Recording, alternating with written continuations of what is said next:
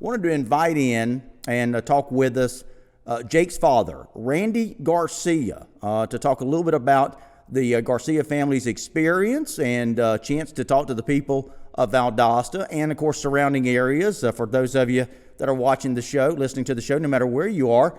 So without further ado, let's welcome in Randy Garcia. Mr. Garcia, thanks so much for joining us today. Oh, thank you. Thank you for having me. And thanks for the opportunity to speak to your listeners and try to, add some information to some of the stuff that's out there.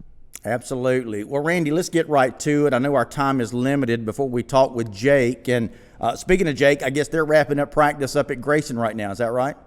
Yes. Okay. So let's get right to it. Randy, if you will, I know that you got some things that you wanted to say, you wanted to talk about as far as the experience and the path that led Jake from California to Valdosta and, of course, now to Grayson. I'll let you take this opportunity to talk a little bit about that. Okay, thank you. One of the biggest things that he gets criticized about is that he's at his fifth school, and the optics of that, and just to hear that, even myself and his mom, we just kind of cringe at it. But if I'll explain how he got to the fifth school, and I think you'll understand that it was out of his control. He wasn't running from competition. It wasn't character issues. It wasn't discipline issues. There were just things that happened that wouldn't be in the best interest for him to stay at the school. When he was a freshman, he was at Long Beach Poly. Their coaching staff were primarily ex-NFL players like Antonio Pierce, TJ Husmasada, LeVar Arrington, Chris Claiborne. At the end of the season, Antonio Pierce, AP, he went to Arizona State, and the staff pretty much kind of scattered, went their different ways. The staff that came in, it just wasn't going to be in Jake's best interest. He was a freshman, and it just wasn't going to be in his best interest to stay with that staff. So he went to Narbonne for his sophomore and junior year. At the last regular season game of his junior year, the principal came into the locker room just before, while the kids were getting ready, and told them they couldn't play the game. The game was canceled, and they would be sanctioned from the playoffs because they played with a kid that wasn't living where he said he was supposed to be living, so it was a violation, and they would be sanctioned from the playoffs for the next 2 to 3 years. Obviously, it's not not someplace you're going to want to stay. So, not only Jake, but several of the other kids went to different schools, and had the staff stayed at Poly. Jake would have done all 4 years of Poly. Had they not been sanctioned from the playoffs at Narbonne, he would have finished up at Narbonne. So we transferred to La Habra, never put on a uniform at La Habra. Then the COVID hit, and California and all the wisdom moved football to the spring. Jake wants to be in college during springtime for spring ball. So he talked about going out of state, and I thought, it was just like kind of crazy talk. But then we thought about it. Valdosta came up on conversation. We have family out here in Atlanta. So we ended up at Valdosta, and, after one game, he was deemed ineligible. And that's the fourth school, and now we're at Grayson. So that's the fifth school. Some people ask why Grayson. Carlos Del Rio, who's also a pro-style quarterback and highly ranked, was here recently and was declared ineligible. So that, told Jake and I, and, that this was kind of a place that he could play at, or at least contribute, or be his type of system. So that's how 5 schools came about, and that's why we're here. So obviously, and again, I'm glad that you laid that out for us and explained that to us, because a lot of people have been wondering, well, 5 schools, that's an awfully lot of schools in a short period of time. But obviously 3 of those, of course, were in the state of California. And as you just described, the last 2 situations really, it sounds like were completely related to the state of California and the state association there deciding, to obviously move things back to the spring. And that's something that you guys didn't want to wait around on. So that's completely understandable there. So let's talk about the move then to Georgia. How did the first conversation come up exactly about Valdosta? I know you guys have got some contacts in the Atlanta area. I know you briefly touched on it then, Randy, but tell us a little bit more about that. Yeah, it was brought up like you said by some family up in Atlanta. Um, so looked into it. I recalled watching Valdosta and Lowndes play on TV and stuff, but obviously I didn't know a whole lot about it. Did some research into it, and I know that as Jake spoke to some coaches, different coaches and stuff, and he mentioned Valdosta, there wasn't a single one that said, I wouldn't go there. They all were real supportive of Valdosta and Coach Prost. They spoke highly of Coach Prost, and highly of Valdosta and its tradition. It's called Titletown, or it was named Titletown for a reason. And so we came out on the beginning of August for a couple of days and went back home. A few days later, moved out here, out to Valdosta.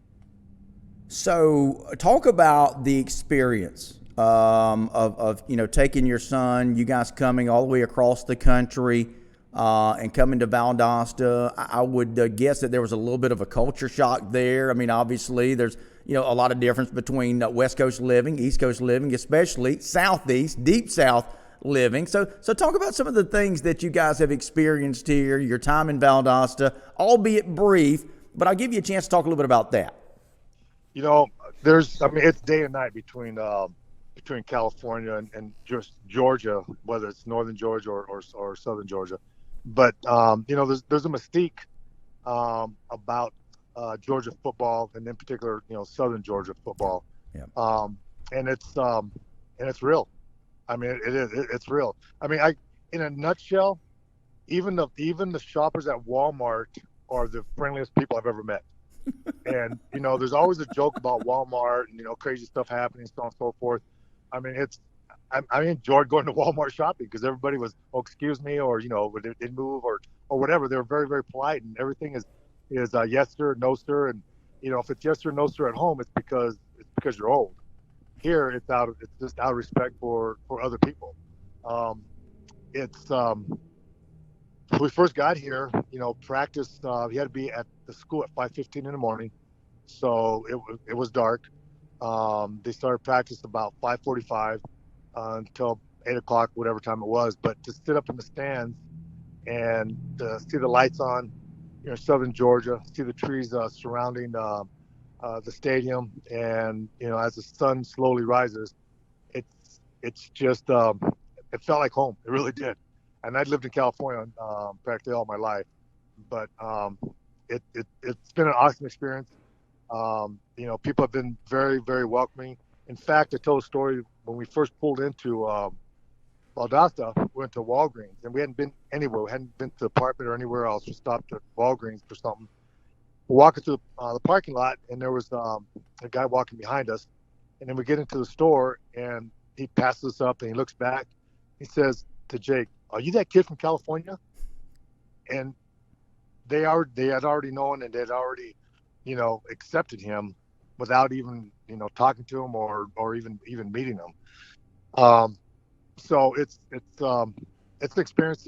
And Jake will tell you, if Coach Post called and said, that's an if, he never did, but if he did and said, hey, listen, come here, practice for 3 weeks or and then play one game, would you do it? Jake would tell you he'd do it all over. He'd do it all over again. It was worth the experience. I got you. Talking to Randy Garcia. It's Jake Garcia's dad. We'll be talking to Jake coming up here in just a little bit. Wrapping up practice is Jake with Grayson. Of course, the Rams going through it, getting ready for their big football game tomorrow night. So we'll be talking to Jake Garcia coming up in about 8 minutes or so. So listen, and I know that there's been a lot made about all the controversy. We're not going to get into that today, as you told me, earlier when we talked. There's a time and a place that for that discussion, and when that time comes, we'll certainly talk about that. But overall, would you say that you and your wife's overall experience, Yvonne, who by the way, great lady. Randy, I think you did well there, buddy. But Thank you. would you say that y'all's experience has been mostly positive here with what's happened at Valdosta, even when with all the the controversy? It's been overwhelmingly positive. I mean, overwhelmingly positive. I don't know who started. There was a petition, and let Jake play or something like that, and I don't know who started it. but I don't know. The last time I checked, it was closed in on like 12,000 signatures. Um, and Wow. it wasn't just a Valdosta thing; it was a Georgia thing. I'm sure some of the local, some of the neighboring states too. But it's been overwhelming. I'm honestly I'm ready to move. Between here and Tennessee and just all the trees, and I mean it's just beautiful out here. And again, we would do it again without a doubt. Meaning ready to move from California here to Georgia.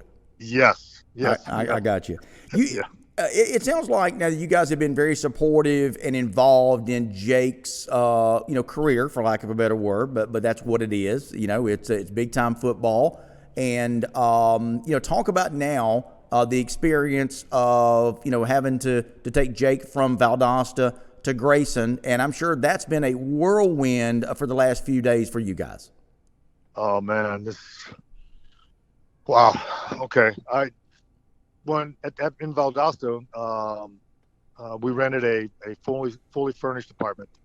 Had nice forks, spoons, beds, couch, everything. Um, Up here in Grayson, my understanding, there's three apartment complexes. Two of them were completely full, and the third one was a brand new one, and they had like one or two bedrooms left that were unfurnished. Well, obviously we had to be in the Grayson district, so we were in an unfurnished apartment. Let me tell you something. When they say unfurnished, I've never lived in an unfurnished apartment before. It is totally unfurnished. All there is just there's paint on the walls and doorknobs on the doors, and that is it. Right now we're camping indoors. We got air mattresses. Um, I went to a rental place to find out how much it would cost to rent the furniture and so on and so forth. And the ones I went to, they wanted 4 months minimum, so I wasn't going to do that. So we went to my local Walmart where the people are real friendly, and I bought two folding chairs. I bought two bar stools so that we could sit at the counter and eat breakfast. Jake has an air mattress with a pillow, and I've got an air mattress with two pillows. But that's it. And the good thing about all this is at the end of all this is whatever we purchase for the apartment, it's going to go to a woman's shelter, or children's Good, shelter. good for you guys. So it's a good deal. But um, I tell you what, I never I'm not one for change, but there's been a lot of change, and it's taught me a lot about myself too, and it's almost 24/7 with the big boy, and sometimes we don't see eye to eye, but I guess that's being a teenager. Hey, Randy, I know our time is limited, and I wish we had more time. I hope and I would ask that you would be willing to come back at a later date and talk to me when we have more time to talk. And again, that's at your discretion, Randy. I think you guys deserve to have your story told. I think you guys deserve to have your side of the story heard, because again, there's been so much negativity. One of the reasons I wanted to get you on here today, Randy, again, to talk to the people of Valdosta and let them know how much you appreciate them. I'll give you the final couple of minutes we've got before we talk to Jake to do just that. Okay, thank you. So the people of Valdosta and supporters of, even if not from Valdosta, and supporters of Jake, Yep. thank you very much from the bottom of our hearts. We really appreciate all the support. They're, it's like you got four tires on a car, four wheels, and it's the squeaky one that gets most of the attention. The vast majority of people have been really supportive. Um, and for the guys or the I'll call them haters or the trolls out there, I don't know, maybe get a life. But stop trolling a high school kid who, in this experience, in my opinion, shows how much character he has, because Yes. he's not a lineman or just a member of the team that just blends in. He's a quarterback, so he's a leader of the team, and you've got to be able to adapt and win over the locker room and the team. And he's been able to do that for several teams already, in very short periods of time. So I just think it says a lot for him, and I think it says a lot for his mom and I, for supporting him to doing what he wants to do. Again, you got a lot, and I'll say this as we close, you got a lot of positive comments. I don't have time to read them, but Randy, you can go back and check out the page. A lot of people offering their best wishes to you guys, and several people, overwhelmingly positive, and that comes from me too, and all of us here at In the Game. We want to wish you guys the best of luck, you and Yvonne, and of course, we're looking forward to talking to Jake next. Thank you very much. All right, Randy, thanks so much for coming on. We appreciate it. Thank you. Bye-bye. Bye-bye.